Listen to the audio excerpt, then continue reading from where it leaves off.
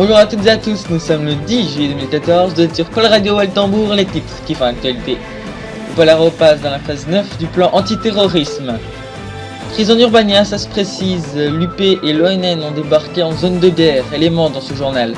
La mairie de Waltembourg confirme le programme d'agrandissement de la zone du Néotech jusqu'en 2016. Et nous refermerons cette édition avec la météo et le trafic routier. Le Premier ministre a pris la parole ce matin, on l'écoute. Le Polaro, comme vous le savez, n'est pas en guerre contre l'Urbania.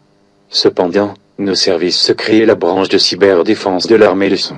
C'est pourquoi, nous nous attendons à des répercussions.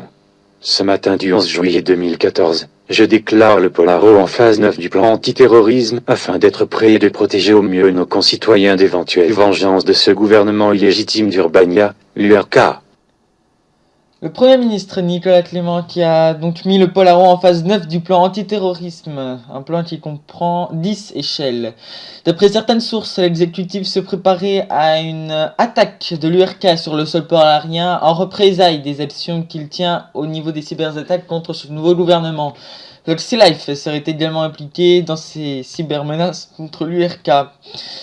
D'autres nouvelles du Polaro avec la présidence qui l'a annoncé, l'Urbania sera sous embargo dès midi aujourd'hui, avec une interdiction de transactions financières ainsi que l'arrêt total des achats de produits urbaniens par l'État. Niveau économie cette fois, le BEP est en faible chute, l'indice boursier de Galax avec moins 1,8%. Le Polaro n'est pas en guerre et c'est sûrement ça qui explique que l'indice boursier ne s'est pas effondré comme d'autres bourses. Et enfin, cette annonce du groupe d'Helios, un groupe urbano-polarien qui affirme que toute la réelle direction du conglomérat a été rapatriée à Galax et donc que toutes les annonces au nom de la direction d'Urbania venant d'Urbania ne seraient qu'imposture et illégitimes.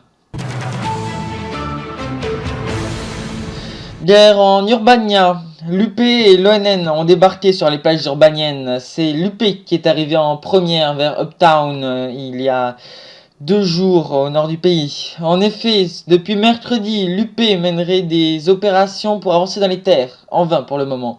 Quant à l'ONN, qui est, elle, arrivée ce matin plus au sud vers Nazca, au total, près de 5 pays sont en guerre contre l'Urbania que l'URK, dont la RIG et le Lancaster. Le Lancaster, dont c'est la plus grande opération militaire depuis sa conquête du Polaro, fin du XVIIIe siècle.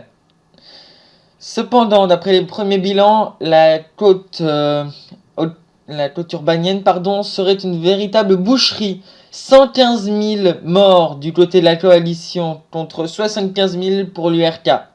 Cependant, le pays n'a pas que des alliés. L'URK a également des alliés, comme la nouvelle République démocratique de Santiago, qui vient d'ailleurs d'être officialisée par le Haut Conseil.